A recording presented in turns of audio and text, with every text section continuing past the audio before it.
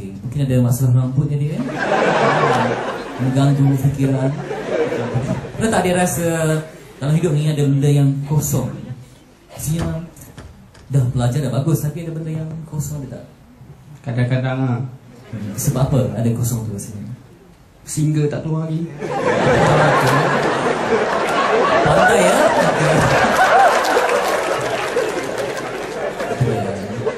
Jadi tu dipasarkan di Krian juga ke? Tak apa, masalah kejiwaan apa yang dia alami? Tanyalah cara-cara untuk melaksanakan sunnah Rasulullah dalam kalangan pelajar, terutama sekali pelajar wanita lah. Yang diri sendiri sebenarnya. Maksud diri sendiri lah. Yang lelaki apa yang adik rasa yang anda buat? Yang anda buat, adik buat apa? Sunnah. Kan banyak makan dengan tangan kanan sunnah. Makan tangan kanan. Bersalam. Kita mulakan aktiviti dengan Bismillah. Bismillah. Oh, itu dia. Sebelum nyanyi ke. Boleh terdengarkan sikit ya. Suara tak sedap. Kalau lagu Rasulullah boleh berkata Rasulullah. Aurat. Ni ya bid'ah ya. Okey Ustaz, lompang-lompang dalam hidup seorang mahasiswa. Belajar dah bagus tapi kurang lagi ya Ustaz. Kepada kita semua sebagai orang tua perlu bermuamalah dengan adik-adik dan anak kita dengan perasaan ayah atau abang. Sebab bagi saya kita menzalimi remaja kalau kita kata semua kesalahan diletakkan kepada remaja. Tapi orang tua tak salah apa. Betul tak betul? Sokong. Sebab remaja ni dia sifat dia tidak mudah diperkotak-katikkan. Dia tak suka ditindas, dia suka disayangi dan dihargai. Sebab kita belajar psikologi, kata umur IQ umur 18 tahun. Kalau di medik dia belajar tahun 2. Saya baca buku medik, ilmu psikologi. Jadi dia tulis psikologi ini membincangkan bahawa umur 18 tahun telah mencapai tahap IQ. Mana kita suka dihargai, dihormati, tak suka dimaki. Itu satu benda. Yang kedua, menjawab persoalan adik tadi, sunnah yang kita nak ajak adik-adik bukan sunnah pakai serban ataupun sunnah kita pakai kepiah ataupun kita pakai jubah. Itu tak apa, itu ikut budaya. Yang lebih penting daripada sunnah-sunnah tersebut adalah sunnah pemaaf, sunnah yang ditekankan oleh ulama tasawuf, sunnah penyayang, sunnah membaca Al-Quran, tadabbur Quran, sunnah kita mengkaji Al-Quran. Bayangkan Cat Steven masuk Islam baca Quran. Cat Steven tidak tahu tajwid, tidak tahu bahasa Arab, tapi bila dia baca terjemahan dia masuk Islam. Itu sunnah-sunnah yang patut kita bawa kepada adik-adik. Kita tak, saya tak pernah seumur hidup saya seorang pakai jubah. Saya pakai jubah Jumaat lah, baca khutbah. So pakai jubah Azhar, kekut mewah. Itu kalau baca buku saya, Masya Allah, macam Syekh Azhar, keluar-keluar tu dia, ya salam, ya salam, kata. Sebab saya bagi kita, itu bukan benda yang guru saya ajak. Nak pakai baju pun pakai lah. Yang penting tutup aurat. Sebab Islam bukan fashion. Islam bukan fashion. Bukan Nabi Muhammad nak suruh pakai jubah serban macam mana. Tak. Islam itu akhlak. Islam itu keharmonian. Itu sunnah-sunnah yang bagi salam, baca bismillah. Sunnah-sunnah yang berbentuk etika, nilai yang disebut oleh Prof. Nilai. Kita masuk sekolah, kelas bismillahirrahmanirrahim. Guru mula bismillahirrahmanirrahim. Mungkin baca doa. Kita rasakan ubudiyah. Itu sunnah yang paling dituntut. Bukan sunnah beli apa habatus sauda, orang ni jual habatus sauda kan saya jual coca. Orang Melayu je tu lah. Coca ni main daripada tongkat Nabi Musa. Tak, itu bukan benda main dalam sunnah. Yang paling sunnah ini sunnah dalam ikhlas, wara', zuhud. Ini yang ditinggalkan oleh Islam. Bayangkan adik-adik, orang tengok dia tu Masya Allah, muka pakai sorban, janggut semua dah. Bila kita melawak sikit dia marah, maki, hamun. Adakah sabar itu bukan sunnah? Ini yang ditinggalkan. Ini yang kita nak bawa kepada remaja. Kita tak tuntut semua nanti insya-Allah balik lepas ni semua pakai purdah. Ya Habibi ta'ali. Tak. Pakai purdah Masya Allah semua macam Wahidah saja. Tak. Saya nak minta lah hati-hati yang bertobat. Jangan pakai purdah macam biasa. Kalau boleh kita minta Wahidah pun buka purdah. Nanti orang rasa pelik. Kita tak sesuai pendakwah pakai purdah. Saya bukan menentang purdah, tetapi kadang-kadang kita pakai purdah ini orang tak kenal kita. Siapa yang meniru, siapa yang mencuri, siapa yang banyak betul-betul tak? Jadi kita nak Islam secara simple, tapi yang dalaman itu lebih perlu. Kemudian untuk menjawab adik-adik bahwasanya hati kita ini berhajat pada makanan seperti Abang Fitri sebut. Percayalah, selagi mana kita tidak terikat dengan zikir, kita seperti ikan yang hidup tanpa air. Sebab tu berzikirlah, baca maksurat. Paling kurang maksurat tu penting. Atau baca selawat 2 kali. Sebab kalau kita tidak ada zikir, kita akan lapar. Tak makan kita lapar. Bila tidak berzikir, kita akan lapar dan kita akan meraung. Dan kajian daripada pakar barat, orang yang kuat agama, kuat berzikir, tidak ditimpa penyakit stres. Sebab apa? Bila dia stres, dia sebut hasbunallah wa ni'mal wakil. Datang kuasa Allah. La haula wala quwwata illa billah. Inna lillahi wa inna ilaihi raji'un. Tengok Tuhan dia buat. Bila ditimpa bala kematian, kita nak menghilangkan kesedihan, inna lillahi wa inna ilaihi raji'un. Bila kita gembira, subhanallah, alhamdulillah. Supaya kita tidak lupa diri. Bila kita ditimpa stres, hasbunallah wa ni'mal wakil. Kita kuat semua. Kita banyakkan zikir. Itulah rawatan yang paling mujarab yang tak dapat diubat oleh doktor. Doktor dia boleh rawat luaran, tapi rupanya doktor pun tolong bangunan pun ada, Abang Fitri. Okey, itu dia. Terima kasih dia. Ya, kalau lepas ni dia berjubah, jangan sindir ya. Sebab orang Melayu ni dia ada macam satu etika ataupun sikap, kalau berubah, nak kiamat ke?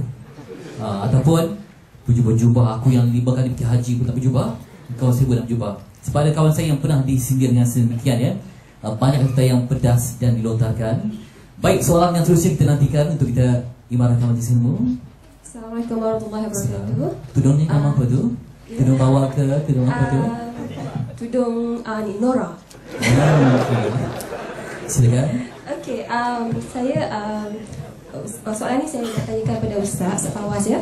Okay, saya Azura, staff USM. Bukan Azura 2012, saya Azura USM. Okay, soalan saya, bagaimana untuk menjadi ikhlas dalam melakukan sesuatu ibadah dan juga pekerjaan? Sebab normally macam kalau ibadah, contohnya solat 5 waktu lah, kita dah jadi macam rutin. Kadang perasaan ikhlas tu turun naik kan, sebab memang dah kena solat 5 waktu. And then kalau kita macam buat ibadah sunnah pun macam sunat pun macam contohnya solat duha, kadang-kadang dia macam ikhlas tu dah tak ada. Satu lagi dari pekerjaan, macam kalau kadang-kadang kita buat kita ikhlas, kadang-kadang bila dah macam tension sangat, kita dah rasa macam alah bos suruh buat, kena buat juga, tapi ikhlas tu tak ada. So macam nak terbitkan rasa ikhlas tu. Okay, terima kasih Ustaz. Nanti insyaAllah saya nak promote macam Abang Fitri juga lah. Nantikan buku saya bertajuk Puasa Ikhlas. InsyaAllah minggu depan keluar. Jadi kebetulan jawapannya sama. Sebab ada pesta buku Islam di Putrajaya. Jemput-jemput hadiah kita ada di sana, InsyaAllah untuk menyampaikan ceramah di sana. Jadi kita jemputkan Abang Fitri kita. Ikhlas itu benda yang perjuangan. Dan janganlah kita putus asa di atas, kita katakan tidak ada ikhlas. Dan ikhlas ni hadiah daripada Allah. Kita tak dituntut, maknanya kita nak menjamin hari ini kita ikhlas. Kita dituntut beramal sehingga Allah bagi hadiah kepada kita. Macam kita nak mengorak orang lah. Kita tak boleh nak pastikan dia cinta saya, tapi kita berusaha, kita pikat dia. Hari ini kita bagi baju warna biru, esok kita bagi baju warna jingga, hari ini kita bagi buah, esok kita bagi bunga, sehingga dia bagi cinta kepada kita. Jadi kata ulama, jangan tinggalkan ibadat kerana kamu tidak ikhlas ataupun tidak khusyuk. Daripada ibadat tidak khusyuk itulah akan datang ikhlas. Makna dari ikhlas ini satu peringkat yang kedua. Bermula daripada tidak khusyuk, bermula daripada tidak ikhlas. Tapi kalau kita tak buat, ikhlas tak akan datang. Sebab itu kita nasihatkan kepada orang yang pakai tudung, jangan tunggu ikhlas. Sebab ikhlas hanya datang kepada orang yang beramal. Tidak ada ikhlas tanpa amal. Makna kata saya nak baca Quran, Ustaz ikhlas tak baca Quran. Tak. Ikhlas tak akan datang sebelum baca Quran. Dia hanya datang selepas baca Quran. Jadi jangan tunggu ikhlas untuk buat amal. Kerana apa? Kalau kita tak ikhlas, Allah akan ampunkan kita dengan amalan yang lain. Allah akan ampunkan kita dengan jihad kita. Sebab itu ulama tasawuf, seorang didatangi oleh seorang remaja, dia kata, Tuan Guru, saya tidak ikhlas buat ibadat. Macam saudari tanya, saudari ke puan? Nanti insyaAllah kita recommend mungkin Azura ke-3. Saya tahu cara dia jawab tu, mungkin MHI ada kosong.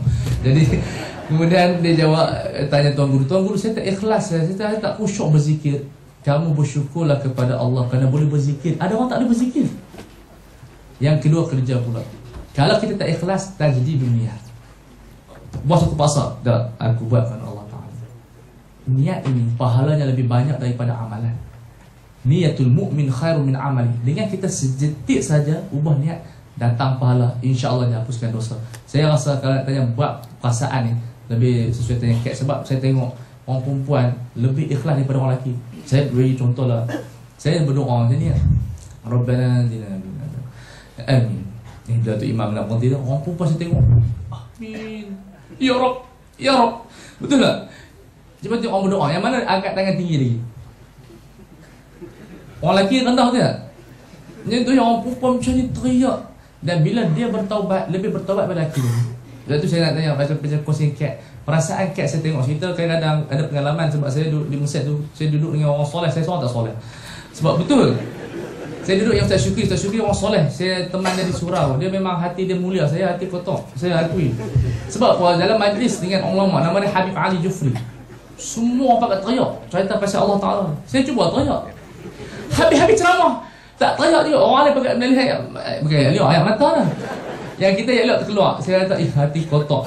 Setengah jam lepas duk teriak, duk tak teriak lagi. Jadi kalau untuk macam mana perasaan saya tadi, kita dapat berkongsi perasaan.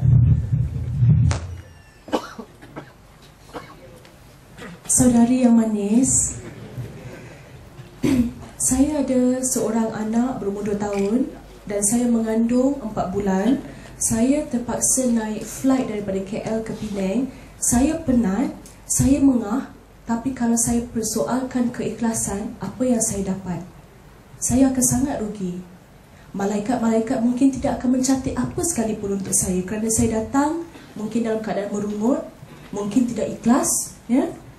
Tapi akhirnya walaupun penat, walaupun saya rasa termengah-mengah, saya sentiasa ingatkan diri saya tentang betapa baginda Rasulullah sallallahu alaihi wasallam melalui berbagai-bagai kepayahan, bagaimana dia diseksa dan diludah, dihina.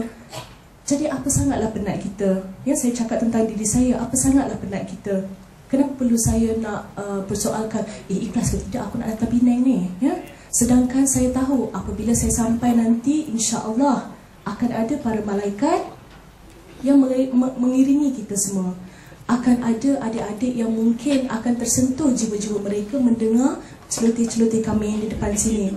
Akan ada hati-hati yang mungkin akan merasakan bahawa mereka akan istiqamah selepas ni, ya. So back to your question, saya faham, saya sangat faham sebab ada waktunya iman kita sebagai manusia memang turun naik, ya. Tetapi janganlah kita fikirkan tentang keikhlasan yang pertama itu, sebab kita akan berada dalam kerugian. Kalau kita nak fikir ikhlas ke tidak, tak ikhlas tak payahlah, kita tak buat. Especially duha, ya, sebab duha itu kan pembawa rezeki pada kita. Dan apalagi kalau kita semayang 5 waktu itu memang sudah pun dituntut, ikhlas ataupun tidak, memang you have to, tak ada cara lain. Kemudian perkara-perkara lain, kalau kita sibuk nak fikirkan tentang hati kita ni ikhlas ke tidak, are we willing to, kita memang akan ketinggalan dalam berbagai-bagai benda. Dan bukan you saja yang kerugian, your friends, orang-orang dekat keliling you juga. So sentiasalah, I suggest, ya, my humble opinion, I suggest sentiasalah ingatkan bagaimana Rasulullah menjalankan kegiatan dia. Walaupun sangat berbeza dengan kita, ya, walaupun tarafnya berperingkat-peringkat tingginya, tetapi always remind yourself bagaimana dia sanggup melakukan apa saja, sedangkan dia seorang manusia yang sangat mulia, tidak punya dosa. And I'm sure kalaupun ada waktu di mana baginda tidak melakukan sesuatu, saya merasakan Allah tidak akan murka sekali-kali dengan dia, ya. Tetapi kita ini hamba yang tak punya apa, sentiasalah kita ingatkan dan kuatkan hati kita. Kalau kita kuatkan hati kita, ingatkan tentang kisah-kisah dia, saya percaya tak akan timbul soal kita bertanyakan diri kita, layakkah kita, ikhlas kita dan sebagainya. Boleh saya jawab macam tu? Terima kasih saudari. Terima kasih. Dan saya pernah dengar seorang pendakwah cerita, ada makcik yang kerjanya cuma sapu sampah tapi dia ikhlas, tapi anak dia semua berjaya.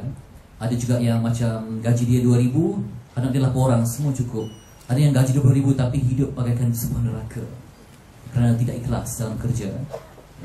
Kata Ustaz lagi, kita buat walaupun tak ikhlas, buat saja. Nanti bila sampai tahap kita bertaubat, kita benda-benda yang tak ikhlas tu kita doakan jadi ikhlas. Jadi semoga apa yang dah buat tu dapat kembali kepada kita, insya-Allah, ya. Baik, soalan yang terusnya. Lebih ramai wanita ya nampaknya. Assalamualaikum. Salam tuan. Okey, saya nak beralih sikit isu. Nama tu puan? Zuraini binti Dahari, staff di Elektrik dan Elektronik. Saya nak mengalih sikit isu kita kepada pendidikan anak-anak, pendidikan keluarga secara duniawi dan uhawi. Okey, kita tahu sebaik-baik, saya pernah dengar satu hadis, saya tak pasti setepat mana. Okey, sebaik-baik manusia ialah mereka yang paling baik atas keluarga mereka. Okey, dan kita tahu Rasulullah merupakan idola yang paling cukup tepatlah untuk diikuti dalam kehidupan kita. Dan kita tahu anak-anak merupakan sahab akhirat kita. So saya kalau boleh minta pendapat Ustaz ataupun mana-mana ahli panel, bagaimana kita nak menterjemahkan kehidupan dan personaliti Rasulullah sallallahu alaihi wasallam dalam mendidik anak-anak kita supaya cukup daripada segi duniawi dan ukhrawi kita. Kita tahu sekarang ni zaman kita mengejar semua. Kita kejar dunia dan kita kejar akhirat juga. Sebab kita tahu kejarlah dunia bagi kita hidup 1000 tahun, dan kejarlah akhirat seolah-olah kita akan mati keesokan harinya. So bagaimana kita nak translate lah personality Rasulullah dalam mendidik anak-anak kita.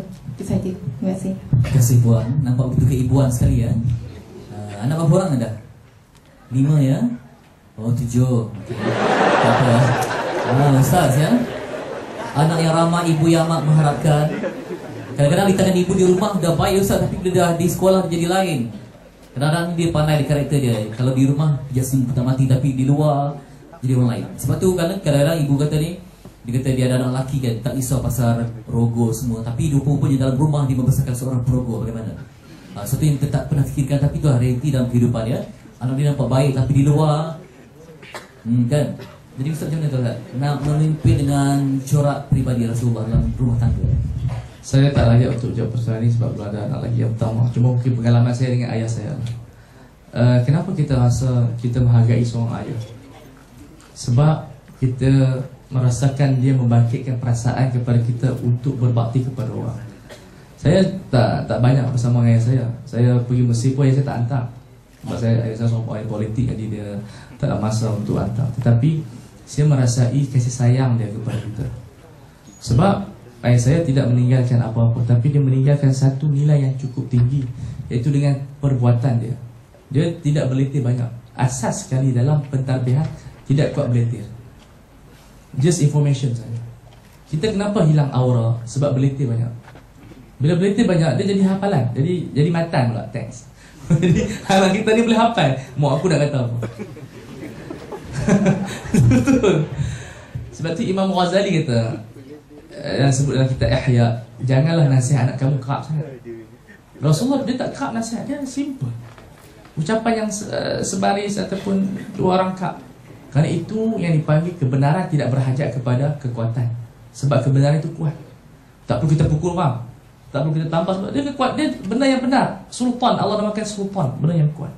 Jadi pengalaman saya lah, saya dulu kanak-kanak yang nakal. Kita punya doktor kita ada, saya 2 pupu saya, dia tahu saya seorang yang nakal. Saya perkenalkan lah, apa nama dia, saya punya kakak 2 pupu, dia seorang yang rajin, saya orang yang malas, dia boleh mengetahui. Tapi saya mendapat suntikan belajar apabila saya merasakan dalaman ini memberontak, iaitu kita mesti ada kesedaran. Fokus ibu bapa bagi saya lah, dia menimbulkan kesedaran saja. Sebab saya dapat subjek teruk masa belajar PMR, ayah saya tak mahu, cuma dia bangkitkan kesedaran. Makna kata-katanya hanya seringkas saja. Misalnya dia kata kepada saya seorang yang syadid, ekstrim. Saya orang ekstrim. Kalau saya mau perempuan pun belakang tirai, ambil gambar pun tak nak. Macam Yesus sangat kan, Nabi buat muka ganas. Tapi saya syadid. Saya kata kepada saya, jangan jadi orang yang ekstrim, jadi orang yang wasatiyah, yang sederhana. Kata-katanya ringkas. Saya pergi Mesir, dia WhatsApp saya 3 perkara saja.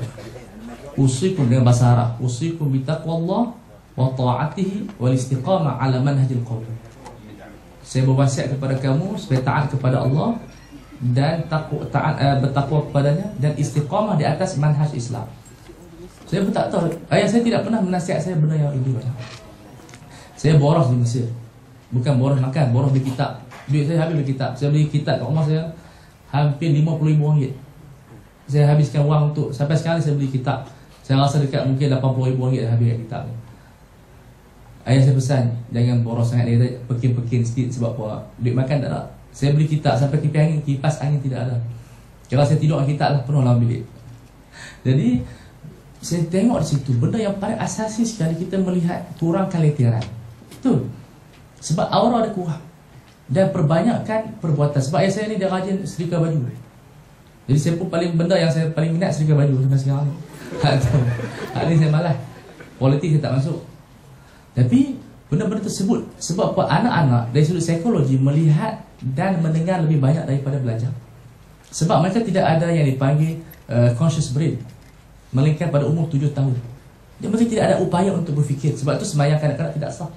Sebab dia tidak ada kefahaman. Sebab itu akhlak Rasulullah, kalau kita tengok, dia banyak melakukan lebih daripada bercakap. Dia balik, dia jahit baju, dia duduk bersama Sayyidah Aisyah. Jadi orang melihat perbuatannya lebih daripada percakapan. Kita seminar punya banyak, tapi tak ada action. Betul tak? Pumpang, balik minum kopi. Aku tadi kata ke orang tu, kita akan berceramah tu, aku seronok maki orang tu. Begitu dengan anak-anak. Ada satu cerita lah, dia pesan ke anak dia, ni mak nak pesan jangan burung lah. Dia bawa anak dia pergi pasar, kemudian sembang-sembang dengan kawan, balik rumah, lelaki tanya, ni Mina, pergi mana ni? Ada tadi buat benda-benda penting, beli barang semua ni. Jadi anak dia tengok, mak dia tak beli barang sangat pun, sembang kawan kat tu. Dia tak, mana betul ni, yang cakap ke yang perbuatan. Jadi kita katakan perbuatan lebih berkesan daripada percakapan. Jadi ibu bapa bagi saya lah, sebab ayah saya kalau dia kurang bercakap di rumah. Balik rumah politik tak cakap pun. Kita yang di luar ni politik, jom ni berenggut apa payung, berenggut bendera. Balik rumah tidur. Jadi kerja ayah saya, dia balik rumah, dia ambil baju, dia susun baju, dia basuh mesin. Kalau saya ni beruntung sebab sampai saya umur tingkatan 6, baju raja saya dia yang setrika. Sampai itu benda, dia tidak ada wasiat yang banyak. Dia meninggal, dia wasiat 2 perkara saja. Kalau kita wasiat lah macam-macam, buatlah macam ni, dia wasiat 1 perkara, iaitu jangan tinggal sembahyang 5 waktu dan jangan bergaduh di antara adik-beradik. Itu benda yang penting, yang saya rasa kita boleh tunjukkan di atas sifat akhlak Rasulullah melalui perbuatan yang saya ceritakan ayah saya. Wallahu a'lam. Baik, kerusi dah lama kosong ya. Siapa yang bertuah seterusnya? Abang yang berdiri baju kelabu dah lama 3 jam diri di belakang ya. Yang baju kelabu itu betul? Yang memegang dadanya? Dia memegang pipi sekarang. Silakan. Hero remaja daerah Nibung Tebal ya, kita bawakan.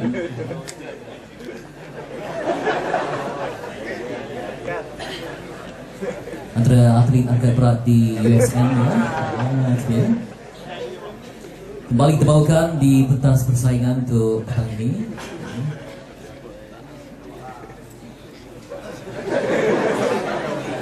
Dengan kasut yang betul kreatif ya. Silakan ya.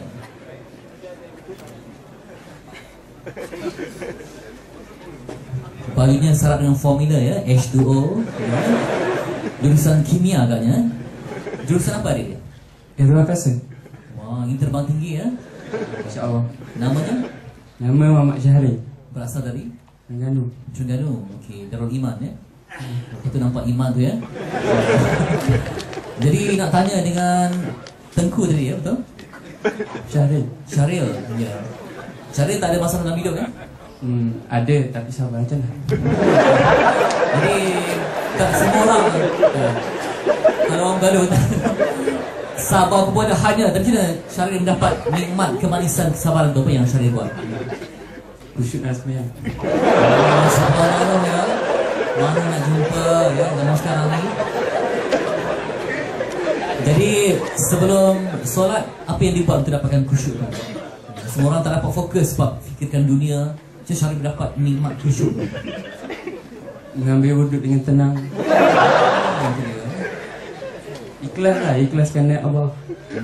Kita dapatlah apa yang kita nak. Tadi subuh Jumaat di mana ya?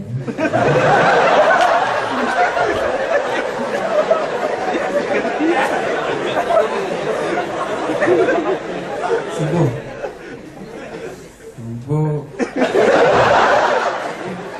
Biasa bangun 6:30. Kadang-kadang tinggal lah. Dia khusyuk dengan mimpi ya. Jadi kepada pengakuan ikhlas yang kita bawakan langsung dari kampus USM Traspian. Kalau tertinggal pasti ada kabarnya kan? Maksud saya tertinggal jemaah lah.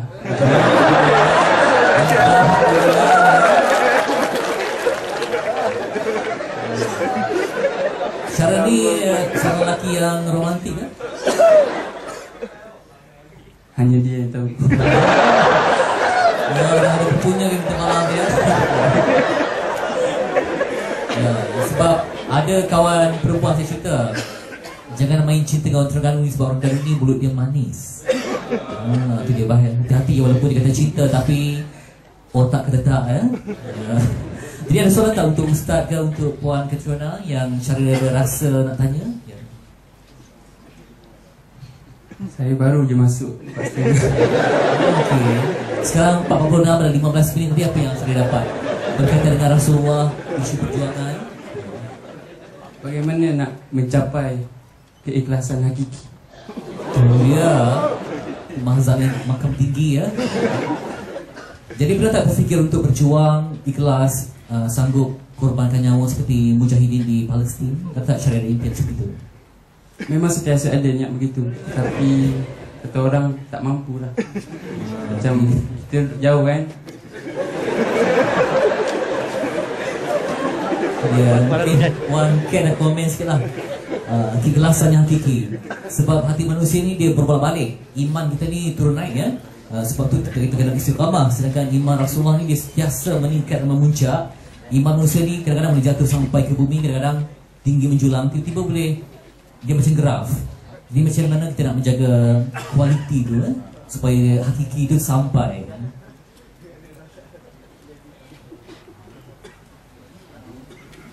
Saya puji kejujuran hakiki you. Dan saya puji cara you bercakap ya. Intonasi yang sangat bagus.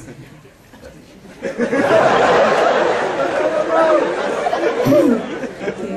Tentang keikhlasan hakiki, saya masih teruja dengan kejujuran you.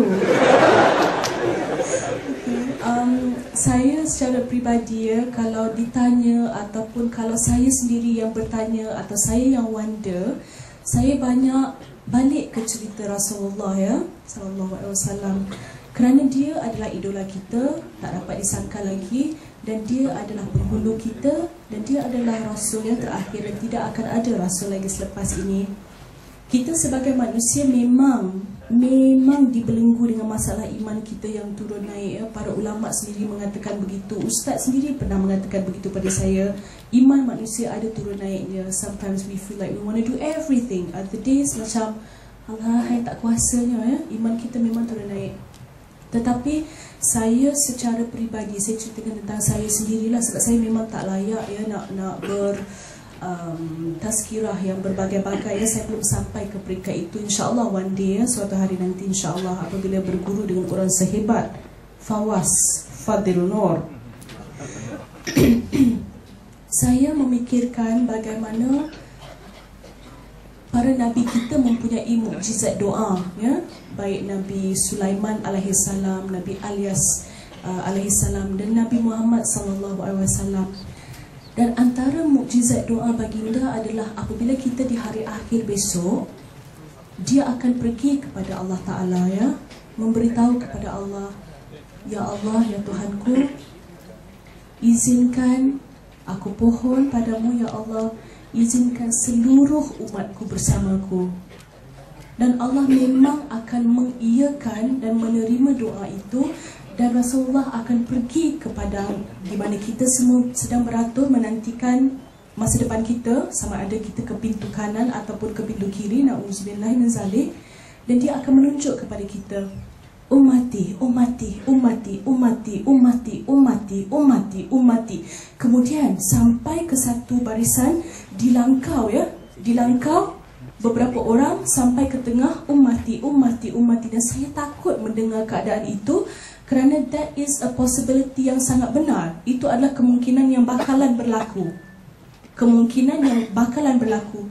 Jadi bagi saya memang sebagai manusia juga ada waktunya saya rasa kita manusia, everybody has that kan. Kita bangun satu pagi, Tapi saya straight away cuba untuk ingatkan balik keadaan di hari akhir tu. Sebab saya tak nak, saya takut saya yang sedang beratur menantikan saat saya nanti apabila Rasul cuba menunjukkan ini umatku, nanti saya dilangkau.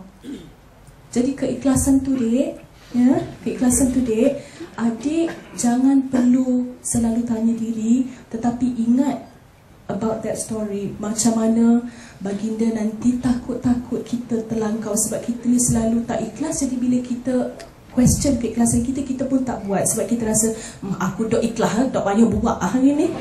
Betul yang cakap ganung macam tu. Ada orang terganung kat sini. Dok ikhlas, aku dok payah buat kan. So cuba kita macam aku kena ikhlas sebab seksa aku nak masuk syurga. Betul cakap Terengganu macam tu.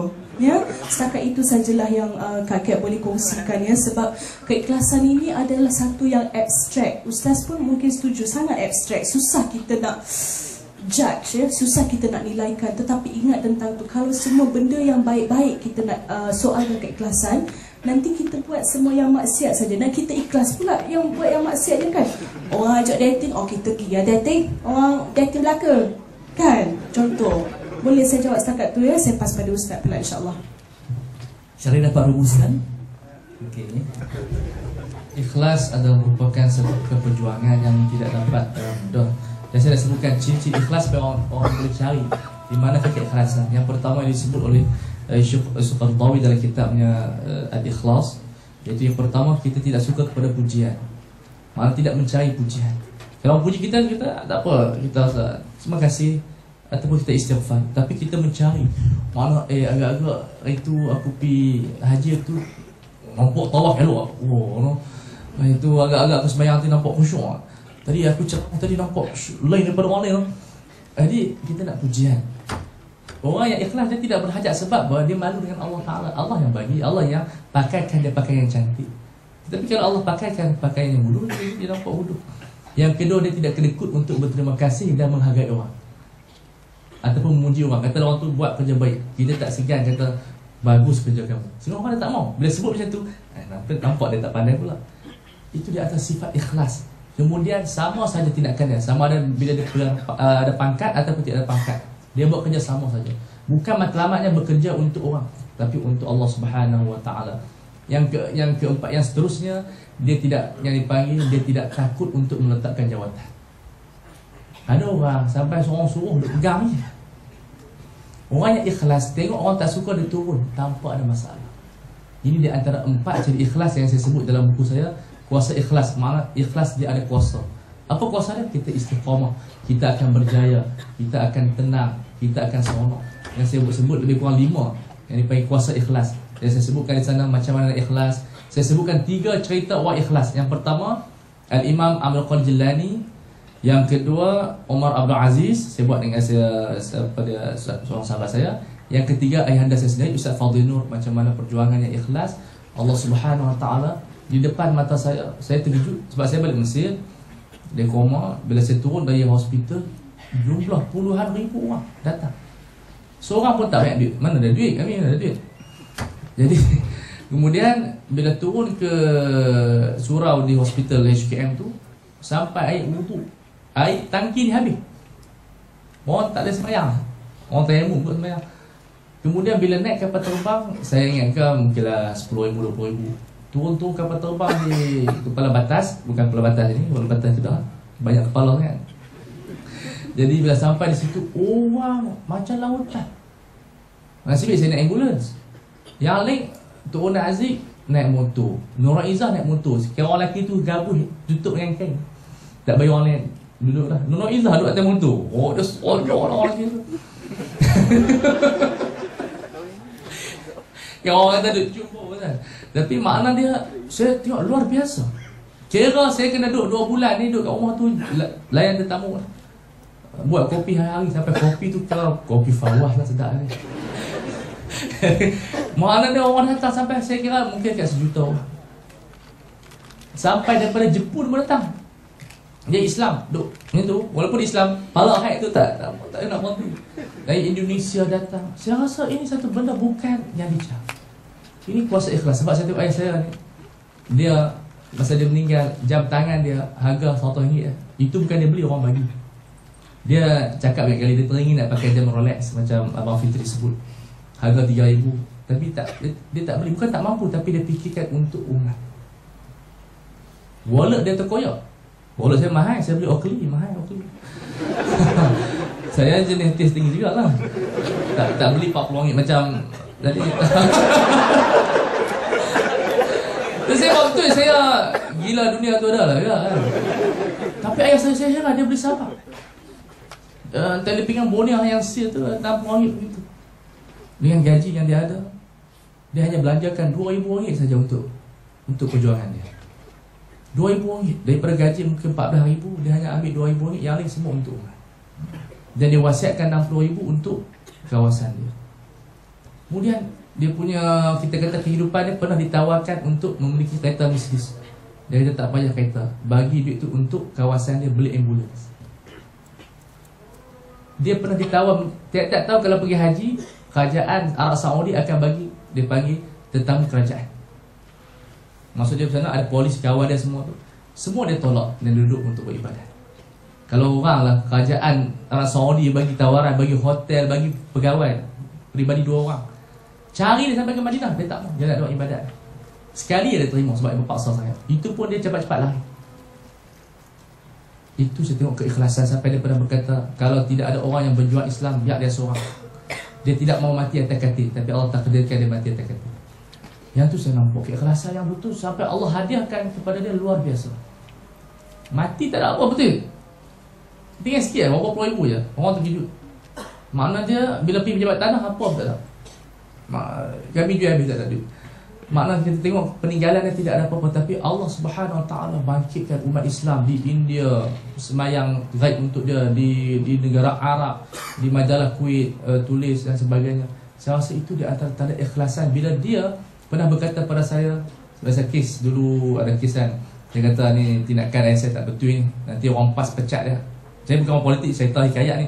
Nanti orang kata saya orang politik, saya tak masuk politik. Ahli PAS pun tak ada, saya tak bayar apa pun, saya ahli Islam. Jadi saya kata pada saya rasa tak lama orang PAS buang lah politik. Sebab politik nampak pelik sikit. Masa ada kes lah, dia kata kalau orang PAS buang, berapa banyak kampung lah. Tak ada. Memang betul, dia tidak gilakan jawatan. Itu tanda-tanda ikhlas. Wallahualam. Azan.